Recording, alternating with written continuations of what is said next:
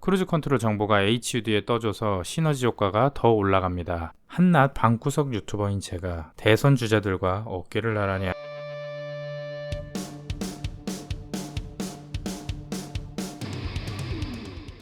안녕하세요, 야노드 정사장입니다. 댓글로 달기는 너무 길고 영상으로 만들기는 짧은 그런 내용들을 모아서 정리하는 시간을 가져보겠습니다. 지금 시작합니다. Let's go! 반자율 주행이 꼭 필요할까? K5 대 535의 영상의 댓글들을 쭉 보다 보니 반자율 신도들이 상당히 많이 보입니다. 반자율이라는 옵션이 어댑트 크루즈 컨트롤인데 앞에 차량을 인식해서 속도를 알아서 조절해주는 옵션입니다. 레인 어시스트까지 해서 핸들까지 잡아주면 차가 혼자서 달리는 거의 자율주행 수준이 됩니다. 이게 있는 차와 없는 차는 스마트폰과 그 전에 핸드폰 차이다 라고 말할 정도로 신도들이 많은 옵션입니다. 제 개인적인 생각으로는 그 정도까지인가 라는 생각이 듭니다. 그냥 앞에 물체 인식해서 속도 조절, 차선을 인식해서 핸들 조절하는 간단한 동작을 하는 이 옵션이 전화기에서 작은 컴퓨터가 된 스마트폰 정도의 급의 변화는 아니라고 생각합니다. 그냥 운전을 좀 더 편하게 도와주는 정도? 켜놓고 차에서 잘 정도가 된다면 그땐 없으면 안 되는 옵션이다 라고 말할 수 있을 것 같은데, 이렇게 말하면 저거 구형차만 타봐서 안 써봐서 저러네 이런 소리를 하시는 분들이 계실 것 같은데, 제가 최근 운행했던 A7, A8, S350D 모두 반자율이 있습니다. 그리고 신형 카니발 EV6 등을 며칠 몰고 다녔을 때도 다 써봤습니다. 왜 찬양하는가를 생각해보니 운전이 노잼인 차라 그런 게 아닐까 추측해봅니다. 저도 카니발 EV6는 반자율을 많이 켜고 다녔던 것 같습니다. A7, A8, 흑구의 경우는 차가 막히는 상황이 아니면 거의 켜고 다니지 않았습니다. 특히 640D는 옵션이 아예 없었는데 불편함을 조금도 못 느꼈습니다. 흑구는 그닥 감흥이 없지만 A7, A8, 640D는 악셀을 밟고 핸들을 타각할 때마다 가슴이 웅장해지기 때문에 거의 쓰지 않았던 것 같습니다. 목적지에 도착할 때까지 차량이 주는 주행 감성을 온몸으로 느끼며 즐겁게 이동을 합니다.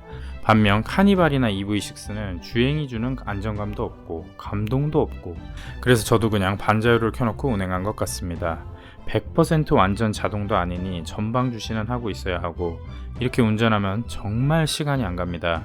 특히 카니발은 뒷좌석 승객과 대화하기도 불편하고 목적지까지 이동이 즐겁지 못했습니다.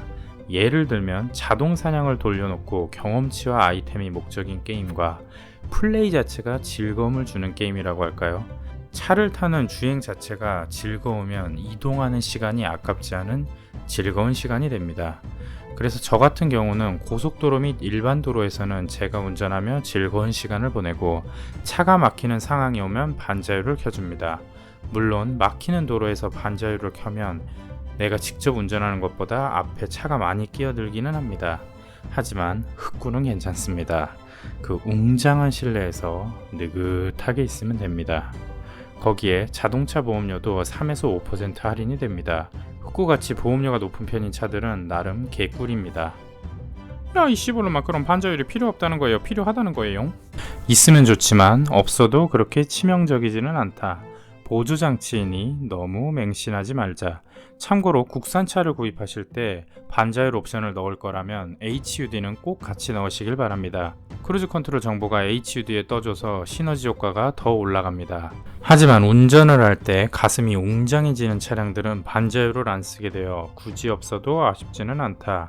A7은 있어도 거의 안 썼고 640D는 없었지만 아쉽지 않았습니다.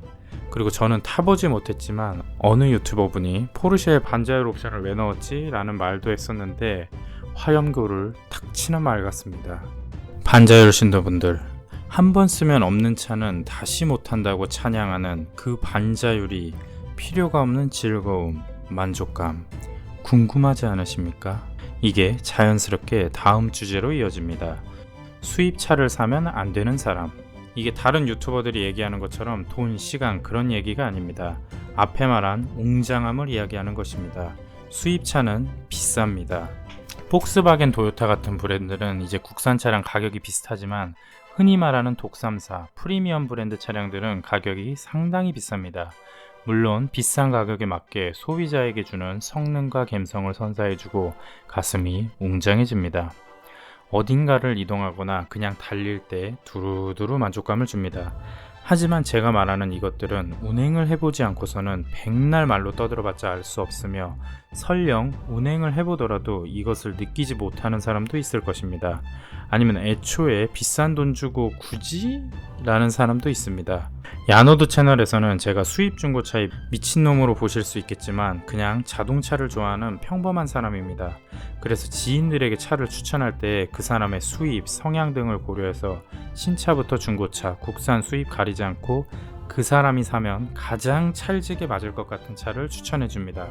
제 친동생이 차를 사볼까 하길래 차종이며 매물이며 엄청나게 찾아줬지만 그때 알았습니다. 차에 큰 관심이 없는 사람에게 차를 사볼까는 그냥 말 그대로 사볼까 생각뿐입니다. 친동생은 차에 전혀 관심이 없습니다.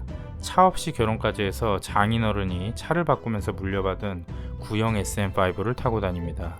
여튼저튼 사람마다 좋아하는 것, 추구하는 것, 가슴이 웅장해지는 포인트는 다릅니다. 내가 보기에 하찮다고 생각하는 무엇인가가 누군가에겐 그 어떤 보물과도 바꿀 수 없는 소중한 무엇인가가 될 수 있습니다. 욕할 것도 싸울 것도 없습니다.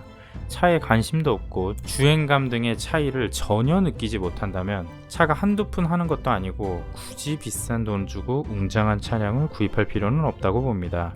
자신의 상황과 성향에 맞는 차를 구입하시면 됩니다. 그래도 자동차는 생명을 담보로 하는 이동수단인데 뒤지기 싫으면 안정감 있고 튼튼해야 하지 않을까 생각해 봅니다. 퐁퐁이 형에 관하여 재미있는 더빙을 만들려고 이 장면을 만들었는데, 퐁퐁이 형! 형 채널에 왜 구독자가 없는 줄 알아? 지금 이 상황에서 촬영 안 하고 집에 들어가기 바쁘니까. 오두방정은 쓸데없이 많은 게 손재준 졸라 나빠서.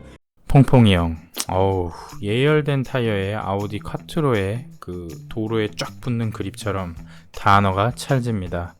입에 쫙쫙 붙습니다. 퐁퐁이 형, 약간 귀엽고 정감 있기도 하고요. 그래서 자막으로 제가 달기도 하고 댓글로도 퐁퐁이 형 불러주시고.